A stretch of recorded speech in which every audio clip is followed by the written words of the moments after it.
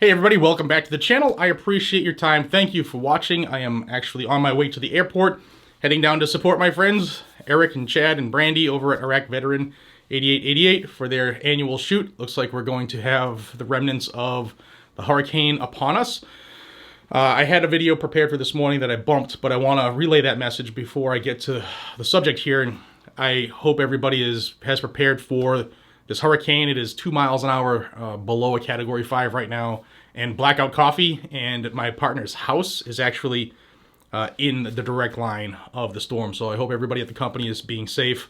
Guys and gals, obviously, with everything being affected in 2 feet of rain, just know that shipments might be delayed, so bear with us.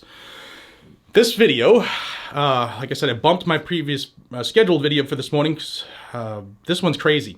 Nassau County in New York, Nassau County Police Department, they jumped the shark yesterday. We already know, if you've been watching this channel at all, about the CCIA, the Concealed Carry Improvement Act, that Governor Kathy Hochul put into law as a FU to the Supreme Court. Specifically, the New York State Rifle and Pistol Association versus Bruin case, in which the concealed carry scheme in New York was deemed unconstitutional. And as of September 1st, Kathy Hochul said, you know what? You said we can't make the whole island of Manhattan a sensitive place. Well, guess what? We just made 90% of the whole state a sensitive place. I've done a bunch of videos on that, but it's terrible. And they've instituted things in order to get your concealed carry permit now that they have to issue them. Things that would make it very, very difficult for people. Here on the screen is a letter that came out yesterday from the Nassau County Police Department. Wait till you hear this. Dear applicant, the pistol license section is in receipt of your request for a concealed carry pistol license. Please be advised that section 401 of the New York State Penal Law requires applicants for any type of Nassau County pistol license to complete and submit an application to the pistol license section. All applications require an investigation by the pistol license section to determine that all statements in an application are true and that an applicant complies with each requirement for eligibility specified in Penal Law 400, Section 1. Such investigations include, among other things, a review of records accessible to the Division of State Police or Division of Criminal Justice Services pertaining to criminal convictions, mental health, and all other records necessary to determine an applicant's eligibility, as well as a review of other facts as may be required to show the good character, competency, and integrity of the applicant. In furtherance of the investigation into your request for a concealed carry pistol license, please submit the following items in person to the pistol license section, and wait till you hear what they have for people in New York. 1. A notarized statement detailing whether or not you have ever been admitted to a hospital in any jurisdiction for assessment, observation, care, and or treatment of a mental illness. 2. A notarized statement detailing whether or not you have ever been admitted to a school in any jurisdiction for care or treatment of a developmental disability. The third one, a notarized statement detailing whether or not you have been convicted within the last 5 years of assault in the third degree as defined in Section 120 of the Penal Law, menacing as defined in Section 120.15 of the Penal Law, or misdemeanor driving while intoxicated as defined in Section 1192 of the Vehicle and Traffic Law. Next one, a notarized statement detailing whether or not any minors are residing, full-time or part-time, with you.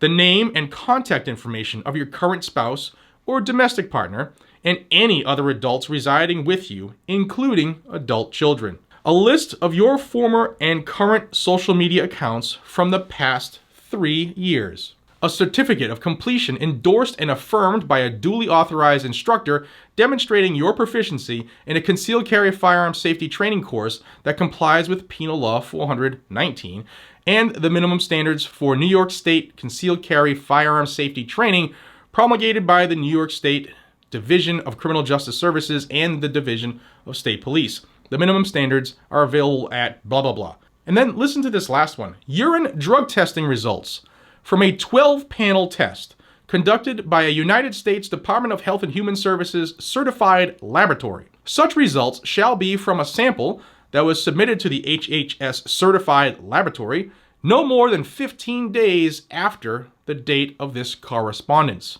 Yeah, you got to take a piss test in Nassau County to get your rights.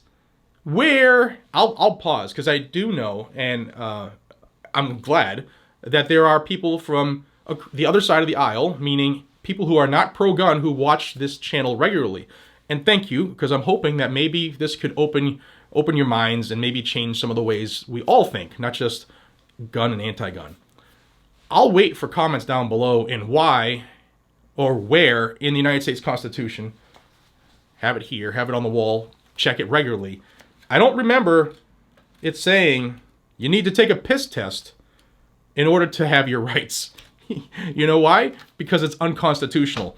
New York just keeps on stepping over that line. They're habitual line steppers. I know what's going to happen. They're going to be sued for this. I know they're going to lose, but it's a game. It's a game. They're going to just keep infringing, making people sue because they know they're wrong, and then they'll just take a step back and figure out another way to sue until the Supreme Court tells New York where to go. And it's getting old, but we're winning regularly. So this is to be expected from anti-gun states, but the urine test is something I have never seen before. I've never seen you have to take a piss test. What if we said if you have to take a piss test to vote? How would that go over? What if we said you have to take a urinalysis in order to speak freely, or to go out to assemble, or to write a paper for a story for a newspaper for freedom of the press? What if we said the police could quarter in your home unless you took a piss test? None of that would fly. So why is it okay for a urine test in order to protect yourself and to keep and bear arms? Again, I'll wait for the comments down below for those people who aren't necessarily considered pro-gun, and I will read them. This is amazing. I'm going to be off to the airport. If you're all going to Iraq Veteran, his event, please say hi. I'll be there. I'll be soggy and wet like the rest of us. Bring your rain gear. And until we see each other again, be safe, stay vigilant, carry a gun to keep you, your friends, your family, your community safe. That's what it's for. Doesn't matter. No piss test required. And to everybody in the path of Ian, Hurricane Ian, please take care of yourselves. I've already seen some of the pictures from landfall, or from just about landfall. It's still about 45 miles off the coast of Florida. My hat is off, my heart is open, and if I can help those people who I know and love down there, let me know. All right, I'll see you on the next one. Take care.